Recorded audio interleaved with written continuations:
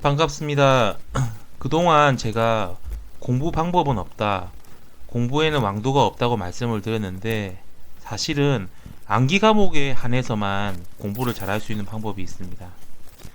암기 과목은 특히 국사가 중요합니다. 국사는 조정점수가 아니라 원점수가 들어가거든요. 물론 개론과 법규도 중요합니다. 왜냐하면 다른 사람들이 다 개론하고 법규를 고득점 받기 때문에 여러분들도 고득점을 받아야 되는 거고요. 저는 사실 간부고생 시험에서 암기 과목 덕분에 합격을 했습니다. 영어가 60점밖에 안 되는데 암기 과목 점수가 90점이 넘어서 합격할 수가 있었습니다. 저만 시험을 잘 친 게 아닙니다. 제가 멘토 역할을 한 친구들도 암기 과목을 다 잘 쳤습니다. 작년에 소방학 개론 100점 넣은 친구도 있고 올해 4에 95점 받은 친구도 있습니다. 그 친구들도 줄긋기를 했습니다. 줄긋기를 어떻게 하는지는 조금 이따가 보여드리겠습니다. 일단 암기 과목이 뭐가 있는지 말씀드릴게요. 국사, 개론, 법규, 사회 같은 과목이 암기 과목입니다. 암기 과목 점수가 잘 나오려면 기본서 해독이 많아야 됩니다. 해독이라는 것은 기본서를 1페이지부터 끝페이지까지 봤을 때 그것을 1회독이라고 합니다. 보통 합격하려면 3회독 이상은 해야 되고 합격하는 사람들 대부분이 5회독 이상은 하는 것으로 알고 있습니다. 저는 10회독 이상을 했는데 막판에 30일 동안 5회독을 했습니다. 6일에 1회독 꼴입니다. 해독을 빨리 하려면 기본서에서 중요한 부분, 즉 암기해야 되는 부분을 암기를 해야 빨리 읽을 수가 있습니다. 왜냐하면 모르는 내용이 자꾸 나오는데 빨리 읽을 수가 없습니다. 그래서 저처럼 10회독 이상을 하려면 중요한 부분을 암기를 해야 됩니다. 그런데 여러분들이 중요한 부분이 뭔지 알 수가 있습니까? 그렇다고 강사가 중요도가 있는 내용들을 모두 강의 때 얘기해 줄 수가 없습니다. 강의 시간이 그걸 모든 걸 얘기해 주기에는 시간이 부족하기 때문입니다. 그래서 기출문제에 나온 내용들을 기본서에 표시하는 줄긋기가 필요한 것입니다. 한마디로 얘기를 하면 기출문제를 기본서에 찾아서 줄을 긋고 줄 그은 것을 외운 후에 빠르게 해독하는 것입니다. 여러분들은 기출문제는 푸는 것인 줄만 알았죠. 그런데 어떻게 기본서에 표시를 할까요? 저는 강의를 듣고 나면 기출문제를 풀지를 않고 기출문제를 그냥 펼쳐서 문제 1번부터 문제 1번의 1번 보기부터 2번 보기, 3번 보기 순서대로 일일이 기본서에서 그 내용을 찾아서 그 해당 부분에 줄을 그어 표시를 했습니다. 해당 부분에 내용이 없으면 가장 비슷한 부분을 찾아서 그 옆에다가 별표를 해서 내용을 적어 넣었습니다. 조금 있다가 제가 한번 기본서에 표시를 해보도록 하겠습니다. 근데 이런 줄긋기는 시간이 엄청나게 많이 걸립니다. 숙달이 되든 안 되든 엄청난 시간이 걸립니다. 그래서 너무 늦게 하면 포기하기 마련입니다. 그래서 최대한 빨리빨리 내용을 찾아서 줄을 그어야 합니다. 그런데 이렇게 힘든 걸 왜 해야 할까요? 첫 번째 이유입니다. 기본서의 분량이 많아서 책 전체를 다 외울 수가 없습니다. 기출문제를 기본서에 표시해서 그 표시된 내용만 외우기 위함입니다. 즉 공부량을 줄이고 어떤 내용이 시험에 나와서 중요한지 중요도를 알아보는 것입니다. 그 중요도는 여러분들이 줄을 그을 때 표시하는 별표가 몇 개인지를 보면 중요도를 알 수가 있습니다. 별표가 많으면 많을수록 많이 나왔다는 뜻이기 때문입니다. 둘째, 줄을 그으면서 70%는 암기가 됩니다. 여러분들이 줄을 긋기 위해서는 기본서 페이지를 이리저리 뒤지게 됩니다. 그러면서 그 내용이 머릿속에 각인이 되는 거죠. 특히 어떤 내용이 어떤 함정으로 나왔는지 암기가 됩니다. 실제 줄을 긋고 나서 시험을 바로 쳐도 어느 정도 점수가 올라가는 것을 알 수가 있죠. 셋째, 기본서를 읽을 때 빨리 읽을 수가 있습니다. 줄 그은 부분을 집중적으로 읽고 줄이 없는 부분은 대충 읽을 수 있기 때문입니다. 그래서 중요한 포인트를 잘 집어내서 읽을 수가 있습니다. 줄을 3일만 그어보면 제 말이 무슨 뜻인지 알 수 있습니다. 직접 그어보시기 바랍니다.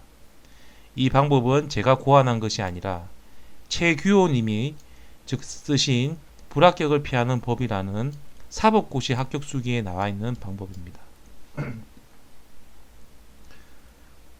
마지막으로 줄을 긋고 나서 해야 되는 일을 말씀드리겠습니다. 줄을 다 긋고 나면 기본서를 1일에 1회독을 할 수 있도록 공부량을 정합니다. 만약 페이지가 600페이지라면 하루에 100페이지씩 보고 암기하는 것입니다. 물론 아주 세밀하게 다 암기할 수는 없습니다. 최대한 꼼꼼하게 외우면서 반드시 6일에 1회독 할 수 있는 분량을 하루에 다 보셔야 됩니다. 줄 그은 부분만 보면 되기 때문에 진도가 팍팍 나갑니다. 이렇게 2회독을 돌리면 12일이 소요됩니다. 2회독을 하고 나면 기출문제를 한번 풀어봅니다. 기출문제를 풀 때는 보통 4회분, 즉 80문제를 1시간 정도에 푸는 게 좋습니다. 그리고 틀린 문제는 해설을 보고 확인하시면 됩니다. 왜 한꺼번에 80문제를 풀어야 할까요? 20문제를 풀고 정답을 매기고 4번을 하게 되는 것보다 80문제를 한 번에 풀고 한 번에 정답을 매기는 게 시간상 절약되기 때문입니다. 80문제를 1시간 만에 풀 수가 있습니다. 왜냐하면 이미 당신은 줄 끄면서 70%가 암기되었고 줄을 끄은 후 이해독을 한 이유이기 때문입니다. 줄 긋기의 효과를 느껴보십시오. 한 가지 딱 유의할 점은 줄을 끄을 때 집중해서 빨리 끄어야 줄 긋기 진도가 빨리 나갑니다. 빨리 끄는 사람과 천천히 끄는 사람은 진도가 엄청나게 차이 납니다. 너무 천천히 끄면 진도가 안 나가기 때문에 지칩니다. 하루에 적어도 3, 4시간 동안 집중해서 줄을 끄시기 바랍니다. 저도 해냈지만 제가 멘토 역할을 한 친구 다 해냈습니다. 힘든 만큼 엄청난 긍정적인 효과가 있을 겁니다. 줄을 긋고 반드시 암기 과목을 다 격파하고 시험장에 가시기 바랍니다. 여러분들 제가 여러분들에게 설명을 쉽게 하기 위해서 실제로 제가 끄으면서 보여주려고 했는데 그렇게 하려고 하니까 오히려 더 설명이 잘 안 돼서 바로 제가 책을 스캔해서 왔습니다. 여러분들 지금 보시면은 왼쪽이 기출 문제입니다. 왼쪽이 기출 문제이고 오른쪽이 기본서입니다. 기본서. 제가 지금 보면 소방의 발전 과정에 대한 소방 역사에 대한 기출 문제를 가져왔고 기본서에도 소방 역사에 관한 부분 중에서 조선시대에 해당되는 내용을 가져왔습니다. 일단은 예를 한번 들어보겠습니다. 지금 기본서에는 제가 일단은 딱 줄을 꺼 놨습니다. 왼쪽에 있는 4개 문제 말고도 이전에 나왔던 기출을 다 끄어 놓은 책입니다. 뭐가 다르냐면요. 지금 보시면은 해당되는 부분에 이렇게 줄이 꺼여 있고요. 이렇게 별표가 이렇게 되어 있다는 것을 보실 수가 있습니다. 여기 보시면은 세종 8년에 별표가 되어 있고 또 보시면은 여기에도 최초의 소방관서 금화도감 해가지고 별표가 3개가 되어 있습니다. 여러분들 별표가 1개 되어 있다는 거는 한 번 나왔다는 거고 별표가 3개 되어 있다는 거는 3번 나왔다는 겁니다. 그래서 예를 들어서 3번 문제를 한번 예를 들어 보겠습니다. 세종 8년에 설치된 금화도망에 대한 것으로 옳지 않은 것은 옳지 않은 것입니다. 그러면 옳지 않은 것이면 옳은 보기가 3개고 옳지 않은 게 1개가 나오겠죠. 첫 번째 보기를 보겠습니다. 제조사, 부사, 판관의 구성에 대해서 나와 있네요. 오른쪽에서 한번 찾아볼까요? 여기 있죠. 금화도감의 구성, 제조, 부사, 판관 해서 숫자가 나와 있네요. 이건 맞는 보기니까 그대로 이렇게 줄만 긋고 별표만 한 개 표시를 하면 되겠습니다. 만약에 다른 문제에서 또 이 보기가 나오게 되면 여기다가 별표를 한 개 더 하면 되는 겁니다. 그 그 다음은 볼게요. 인정이 지나 불을 끌어가는 이에게는 수화폐를 발급하였다. 근데 이 내용은 위에서부터 쭉 찾아보니까 내용이 없는 겁니다. 책에 내용이 없는 거 어떻게 할까요? 그러면 제일 가까운 데다가 이것을 표시를 해놓는 거죠. 이건 옳지 않은 복인데 이 수화폐가 아니고 구화폐를 발급하였습니다. 일단 말장난인데요. 그래서 저는 여기다가 잘 안 보이시죠? 여기다가 제가 직접 적었습니다. 그리고 여기 해당되는 부분이 인정이 지나 불을 끌어가는 이에게 구화폐를 발급하였다라고 이렇게 딱 적어놨습니다. 그리고 별표를 하나 치고요. 그 다음에 구화폐 밑에다가 정답은 구화폐가 구화폐를 발급하였다 해죠. 근데 틀린 함정이 이제 수화폐로 나왔죠. 보기에. 그래서 구화폐 밑에다가 X 해가지고 수화폐라고 표시를 해 놓습니다. 그러면 여러분들이 어떻게 되느냐? 나중에 조선시대에 이런 보기가 옳은 보기로 나온다는 거죠. 인정이 지나 불을 끊어가는 이끼에게는 구화폐를 보고받았다. 그런데 X에서 수화폐니까 수화폐로 해서 함정이 나왔다는 거. 그렇게 해서 볼 수가 있습니다. 다음 보기를 볼게요. 금화도감은 병조에 설치하였으며 한국 최초의 금화 간서이다. 한국 최초의 소방 간서이다. 그래서 이거는 여기죠. 병조에 금화도감을 설치했다 해서 별표를 하나 치는 겁니다. 자, 병조죠. 그리고 다음 보기 하제시 의금부에서 종을 치도록 하고 하제를 지휘하는 군인은 병조에서 감독하였다. 종은 의금부, 그 다음에 군인은 병조에서 관리. 어디 있죠? 여기 있죠? 하제가 발생하며 의금부에서 종을 치고 병조에서 군인을 보내 하제 진화를 감독. 이렇게 별표를 치는 겁니다. 자, 4번 문제도 풀어볼게요. 8번은 세종 8년에 금화도감을 설치. 그래서 아까 세종 8년에 별표를 쳤는데 두 번째 나왔으면 별표를 두 번째 한 개 더 쳐주고 최초의 소방 간서인 금화도감은 공조에 설치하였다. 근데 아까 병조에 금화도감 설치했다 했죠. 똑같은 보기니까 일단 별표를 해놓고 보기에서는 병조가 아니라 공조가 함정으로 나왔죠. 그럼 병조 위에 또는 밑에다가 잘 보이는데 X 해놓고 공조라고 적어 놓는 겁니다. 예. 그리고 이거 정부 수립 이후의 거는 여기 이 페이지에 없으니까 띄워놓고 금화도감은 성문도감과 합병하여 수송도감으로 개편되었다. 여기 있죠. 수송도감을 재편성하였다. 별표.